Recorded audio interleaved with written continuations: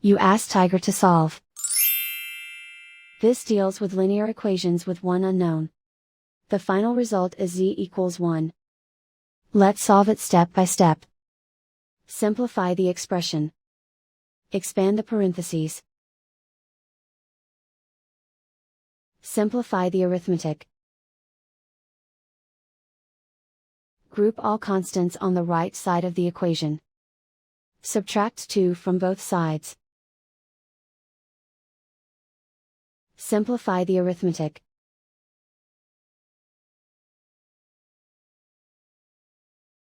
Isolate the z.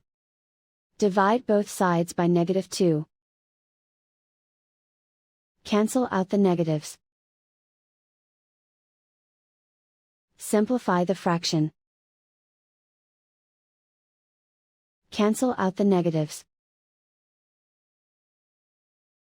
Simplify the fraction.